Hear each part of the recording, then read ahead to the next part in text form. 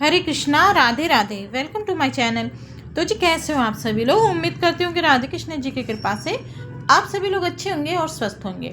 तो जी आज की वीडियो में हम जानेंगे भीषम पंचक पंचभीकु व्रत कब से शुरू हो रहा है। जी हाँ, कार्तिक मास के 5 पवित्र दिन, बहुत ही पावन महीना कार्तिक मास में अगर आपने अभी तक कोई नियम नहीं करे, कार्तिक मास में आपने दीपदान नहीं किया, तुलसी पूजन नहीं किया, तो कार्तिक मास के अंतिम 5 दिन आने वाले हैं। तो इन 5 चमत्कारी दिनों में अगर आप कोई भी नियम लेते हैं और उन्हें करते हैं तो आपको 1000 गुना फल प्राप्त होता है। जी हाँ, कार्तिक मास के पूरे मास अगर आपने कुछ नहीं करा तो इन 5 दिनों में करेंगे तो पूरे कार्तिक मास का व्रत का फल आपको इन 5 दिनों में मिलता है। तो जी कार्तिक मास के इन 5 दिन यानी कि पंचक, भीषम पंचक, जी हाँ, महाभारत वाले भीष्म पितामह के नाम पर ही इसका नाम भीषम पंचक रखा गया है। कहा जाता है कि भीषम पंचक के दिन यानी कि पितामह ने और पांडवों ने ये व्रत करा था। भगवान श्री कृष्ण जी के कहने पर पितामह और 5 पांडवों ने ये व्रत करा था। और जब 5 पांडवों ने ये व्रत करके उसका जो फल है उन्होंने भीष्म पितामह को दे दिया था। जब उनके प्राण निकले तो उनके जितने भी पाप थे सब छीन हो गए थे।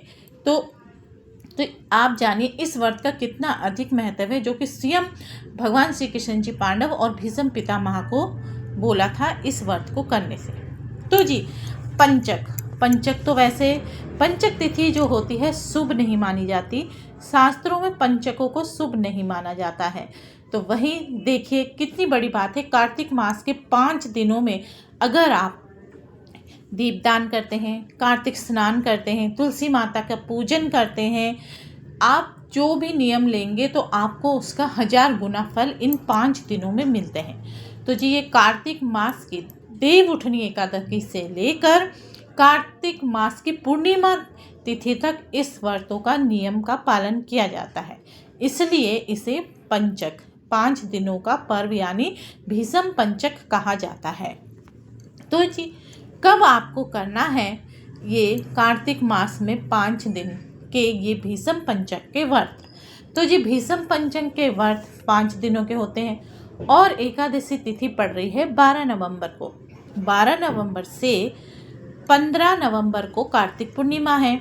तो 12 नवंबर से 15 नवंबर तक पूरे 4 दिन हो रहे हैं। तो हमको तो पूरे 5 दिनों का नियम लेना है। तो अब आप कैसे करेंगे, क्योंकि कार्तिक पूर्णिमा के बाद तो आप नहीं कर सकते, क्योंकि कार्तिक पूर्णिमा के बाद तो कार्तिक मास ही समाप्त हो जाएगा। इसलिए आपको पहले से एक दिन पहले यानी कि देवउठनी एकादशी से हम शुरू करते हैं, पर आप नहीं कर सकते तो उदया तिथि के अनुसार देवउठनी एकादशी 12 नवंबर को है, तो आपको 11 नवंबर से पंचभीकु के व्रतों के नियमों का पालन करना है। तो आप कैसे करेंगे, आपको सुबह उठना है 11 तारीख को और भगवान के आगे संकल्प लेना है कि मैं इन 5 दिनों में व्रत करूंगा। अगर आपने व्रत का संकल्प लिया है, अगर आपने पूरे कार्तिक मास में व्रत नहीं करा या आपने कुछ भी नहीं करा, तो आप इन 5 दिनों में पूरे कार्तिक मास का बड़े सरल विधि से आपको इसका फल मिल जाएगा, अगर आप 5 दिनों में ये सब प्रण लेते हैं। अगर आपने व्रत का प्रण लिया है तो इसमें व्रत में अन्न नहीं खाया जाता, एक समय फलाहार किया जाता है। तो इन दिनों अगर आप व्रत का प्रण लेते हैं तो इस तरीके से आपको व्रत करना होगा। अगर आप व्रत नहीं कर सकते तो आप दीपदान का प्रण ले लीजिए। दीपदान 365 बाती का भी दीपदान इसी दिन होते हैं। तुलसी विवाह भी इन्हीं दिनों होता है। दीपदान आप 365 बातियों का तुलसी जी के आगे, मंदिर में, अपने घर के मंदिर में आप आकाश दीपदान भी कर सकते हैं। आप अपने घर की टंकियों में भी कर सकते हैं, टंकी के ऊपर भी करा जाता है। हमारे यहाँ जो घर की मोटर होती है, पानी की मोटर होती है, वहाँ पे भी करते हैं। तो दीपदान आप कहीं पे भी कर सकते हैं। भगवान शिव जी के मंदिर में भी 365 बाती का दीपदान करने का बहुत ही अधिक महत्व बताया गया है कार्तिक के मास में। तो आप दीपदान इस तरीके से कर सकते हैं। नहीं तो आप पूरे कार्तिक मास में 5 दीपदान तो जरूर करिए। 5 दीपदान आपको कार्तिक मास में करने ही करने हैं। और फिर इसके बाद अगर आप ये भी नहीं कर सकते तो तुलसी माता की आपको परिक्रमा करनी है, तुलसी माता में सुबह शाम दीपदान करना है और कार्तिक स्नान अगर आप करना चाहते हैं, आप पंचभीकों में कार्तिक स्नान का भी प्रण ले सकते हैं। कार्तिक स्नान करने की विधि भी मैं आपको बताती हूँ। अगर आपने पूरे मास कार्तिक स्नान नहीं करा तो आप इन 5 दिनों कार्तिक स्नान भी कर सकते हैं। कार्तिक स्नान में क्या करना है, आपको तारों की छाँव में यानी कि ब्रह्म मुहूर्त में स्नान करना होता है। यानी कि मान लीजिए 4 बजे से 4:45 बजे या 4:30 बजे के आसपास आपको स्नान करके कर लेना है। फिर आपको स्नान कैसे करना है, अगर आप किसी पवित्र नदी में जाकर स्नान कर सकते तो बहुत ही अच्छी बात है। आज कार्तिक मास में लोग पवित्र नदियों में बहुत ही ज़्यादा स्नान कर रहे हैं, जैसे जमुना जी, गंगा जी में। कार्तिक मास में कई लोग तो पूरे 1 महीने वृंदावन धाम में रहते हैं और वहीं पर जमुना जी के वहाँ पे स्नान करते हैं। बहुत बहुत दूर से लोग आते हैं वृंदावन धाम में जमुना जी में स्नान करने के लिए और ब्रह्म मुहूर्त में स्नान करते हैं। तो आपको कार्तिक मास में अगर आप जा सकते हैं तो बहुत अच्छी बात है, नहीं तो आप घर में ही अपने घर के नहाने की बाल्टी में गंगा जल मिला लीजिए और ठंडे पानी में स्नान करने का विधान बताया गया है। अगर आपका स्वास्थ्य ठीक नहीं है तो आप हल्का गुनगुना पानी कर सकती हैं या फिर आप ताज़ा पानी से नहा सकती है, क्योंकि ताज़ा पानी थोड़ा सा गुनगुना सा ही होता है। नहीं तो जैसे कि टंकी में रखा हुआ पानी बहुत ही ज़्यादा ठंडा होता है, इसलिए आप ताज़ा मोटर से पानी चलाकर नहा सकती है। अगर जब भी आपको नहीं नहाया जाता तो हल्का गुनगुना पानी होना चाहिए, एकदम गर्म पानी में मत नहाइए। फिर उसमें थोड़ा सा गंगा जल मिलाइए। तिल के चूर्ण से नहाने का विधान है, आंवले के चूर्ण से आप नहा सकते हैं। इस तरीके से आपको कार्तिक स्नान करना है। फिर इसके बाद दीपदान के विषय में मैंने बता दिया। और भी अगर आप और भी कोई प्रण ले सकते हैं तो आपको लेना चाहिए, जैसे कि आप धरती में शयन करने का प्रण ले सकते हैं, बेड में आपको नहीं सोना है, इस तरीके का आप प्रण कर सकते हैं। लहसुन प्याज नहीं खाएंगे, चाय कॉफ़ी का आप त्याग कर सकते हैं। इस तरीके से आप इन 5 दिनों में इन चीज़ों का प्रण लीजिए।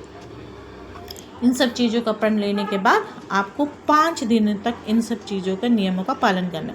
अगर आप ये भी नहीं कर सकते तो आपको कार्तिक महात्म्य ज़रूर सुनना चाहिए। इन 5 दिनों में कार्तिक महात्म्य तो आपको सुनना ही चाहिए। तो जी फिर इस तरीके से आपको कार्तिक मास के पूरे नियमों का पालन करना चाहिए। तो मैंने आपको बताया कि कार्तिक मास के पंचभीको आपको कब से कब तक करने हैं। तो 11 नवंबर से लेकर 15 नवंबर तक पंचभीको का आपको पालन करना है। देखिए कार्तिक मास बहुत ही पावन मास होता है। श्री हरि विष्णु जी इन दिनों जल में निवास करते हैं, सभी देवी देवता जल में निवास करते हैं, इसलिए ठंडे पानी में नहाने का विधान होता है। तो आपको ठंडे पानी में नहाइए, कार्तिक स्नान कीजिए। इस समय को जाने मत दीजिए, खाली मत जाने दीजिए, कुछ ना कुछ आपको जरूर करना है। तो चलिए अब हम सुनते हैं कार्तिक मास की पंचभीको की कथा। तो जी एक समय राजा परीक्षित ने महात्मा व्यास जी से पूछा, हे भगवान, हमें कार्तिक मास की कथा आपने सुनाई, लेकिन एकादशी से लेकर पूर्णिमा तक इन 5 दिनों को भीषम पंचक के नाम से क्यों कहा जाता है? इस संबंध में हम जानना चाहते हैं और इन 5 दिनों के व्रत करने वालों को क्या लाभ होता है। महात्मा व्यास जी ने कहा, हे परीक्षित सुनो, कुछ समय पहले कानपुर में बहुत ही निर्धन सोमेश्वर नाम का ब्राह्मण रहता था। उसका शरीर बहुत ही कमजोर था, परंतु वह भगवान विष्णु का भक्त था। कार्तिक मास में वह रोज गंगा स्नान करता और भगवान विष्णु का पूजन करता। पर एक दिन वह शरीर से पीड़ित होते हुए भी गंगा स्नान करने गया, पर उससे घाटों की सीढ़ियां उतरी नहीं जाती थी। किसी तरह वह उतर के गंगा जी तक पहुंच ही गया और गंगा स्नान कर वहीं पर बैठ के संध्योपासना करने लगा। वहीं पर एक वृद्ध ब्राह्मण के रूप में भगवान अपने भक्त पर कृपा करने के लिए बैठे हुए थे। भगवान ने ब्राह्मण को बड़े कष्ट में देखकर पूछा, हे ब्राह्मण, तुम्हारी स्थिति तो स्नान करने की भी नहीं है, फिर भी तुम ऐसी अवस्था में स्नान के लिए आए हो, कहो क्या चाहते हो? ऐसे वचन सुनकर वृद्ध ब्राह्मण ने कहा, हे भगवान, मैं बहुत गरीब ब्राह्मण हूँ, इसी से लोगों में अपमानित हूँ और तकलीफ पाता हूँ, इसी कारण मैं हमेशा परेशान रहता हूँ। यदि आप कोई उपाय बता सकते हो तो मैं आपकी अपने ऊपर दया समझूंगा। ब्राह्मण के ऐसे वचन को सुनकर भगवान रूपी ब्राह्मण ने कहा, हे ब्राह्मण सुनो, ये कार्तिक का महीना चल रहा है। इसमें शुक्ल पक्ष की एकादशी से लेकर पूर्णिमा तक जो ये 5 दिन हैं, इनको भीषम पंचक के नाम से पुकारा जाता है। 5 दिनों में तुम गंगा के पुत्र महात्मा भीषम को जलदान दो, गंध अक्षत पुष्प से उनका पूजन करो और भगवान विष्णु की पूजा तुलसी पुष्प आदि से करो। इससे तुम्हारा सब कष्ट दूर हो जाएगा और तुम अनंत में विष्णु लोक में निवास करोगे। हे ब्राह्मण, महाभारत की लड़ाई में जब महात्मा भीष्म शरशैया पर सोए हुए थे, उस वक्त अपने प्रिय अर्जुन को उन्होंने सब प्रकार का राजधर्म, व्यवहार धर्म, ज्ञान धर्म कहा था। उस समय अर्जुन के सखा कृष्ण भी वहीं पर थे। जब भीष्म से कृष्ण ने कहा कि हे पितामह, जो मनुष्य कार्तिक मास के शुक्ल पक्ष की एकादशी से लेकर पूर्णिमा तक तुम्हारे नाम से जल देगा और आपकी पूजा करेगा, वे पूजा में स्वीकार करूँगा और उसके सब कष्ट दूर करूँगा। अतः हे ब्राह्मण, तू इस भीषम पंचक से महात्मा भीष्म का पूजन कर। इसके करने से तेरे सब कष्ट दूर हो जाएंगे। उसके बाद उस ब्राह्मण ने भीषम पंचक का व्रत किया और सब सुखों को प्राप्त करता हुआ अंत में विष्णु लोक में गया। इसलिए कार्तिक मास में महात्मा भीष्म का व्रत भी अवश्य करना चाहिए। इससे सर्व आनंद प्राप्त होता है और अंत में मोक्ष की प्राप्ति होती है। तो जी, ये थी आज की वीडियो। उम्मीद करती हूँ कि आपको आज की वीडियो अच्छी लगी होगी। अगर आपको आज की वीडियो अच्छी लगी तो वीडियो को लाइक एंड शेयर करना ना भूलें। हरे कृष्णा, राधे राधे।